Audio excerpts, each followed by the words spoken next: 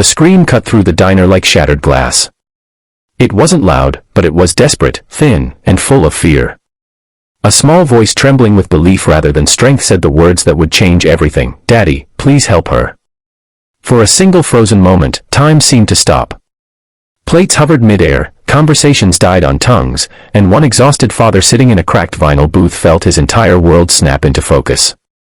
He wasn't a hero, wasn't trained for violence, wasn't looking for trouble. He was just a man who had promised his daughter that as long as he breathed, she would never be alone in the dark.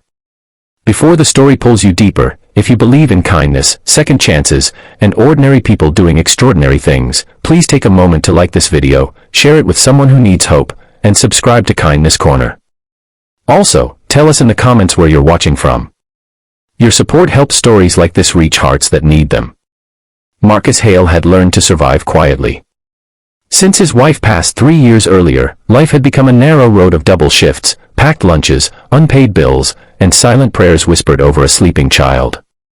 He worked nights as a warehouse loader and mornings as a school bus attendant, his body always tired and his mind always calculating how to stretch one more dollar.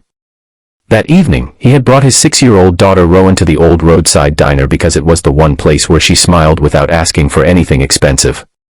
The neon lights fascinated her, and the waitress always gave her an extra cherry on her milkshake. For Marcus, it was a rare moment to sit still and breathe.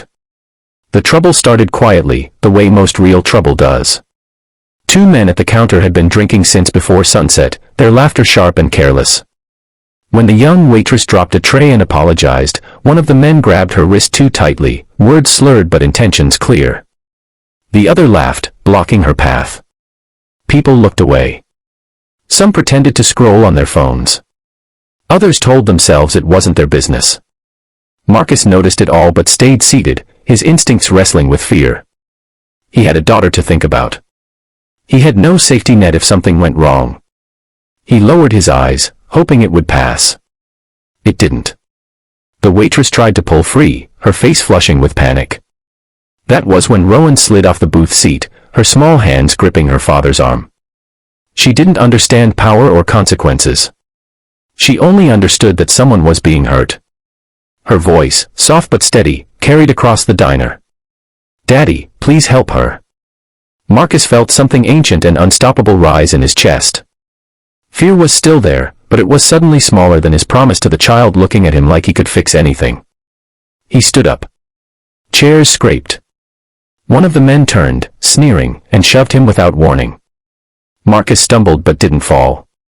The second shove came harder, followed by laughter. What happened next wasn't graceful or cinematic. It was messy, fast, and fueled by adrenaline and instinct.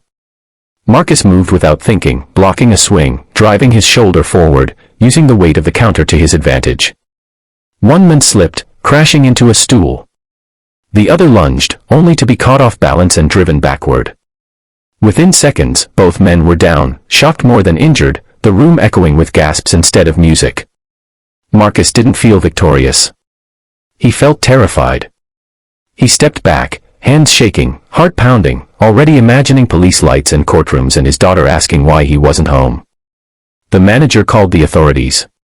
The waitress cried quietly in the corner. Rowan stood frozen, eyes wide, not scared but confused. When officers arrived, witnesses spoke up, finally finding their voices. Security footage confirmed what happened. Marcus was allowed to leave with a warning and a weight heavier than before pressing on his chest. The night after was sleepless. Marcus replayed every second, wondering if he had ruined the fragile life he'd built.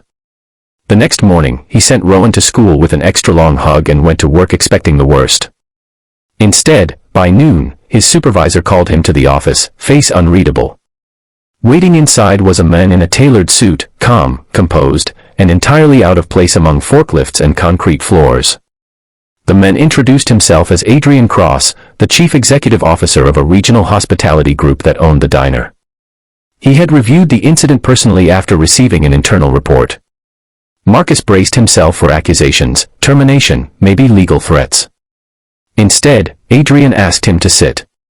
He spoke about his own childhood, about growing up watching people look away when someone needed help, about how rare it was to see real courage without cameras or applause.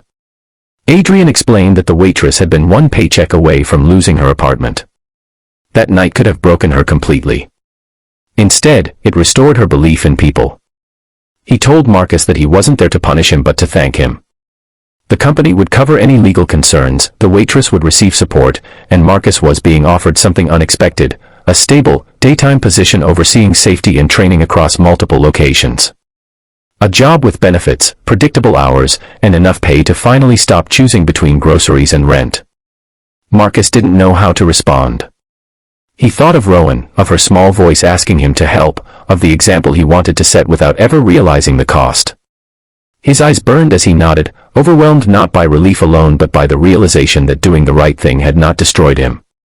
It had changed everything. That evening, Marcus picked Rowan up from school earlier than usual. They went back to the diner, but this time they sat by the window. The waitress smiled when she saw them, a real smile this time, no fear behind it. Rowan waved proudly. Marcus held his daughter's hand, feeling the steady rhythm of her heartbeat, understanding that courage didn't always roar. Sometimes it whispered through a child's faith in her father. If this story touched your heart, if it reminded you that small acts of bravery can ripple further than we ever imagined,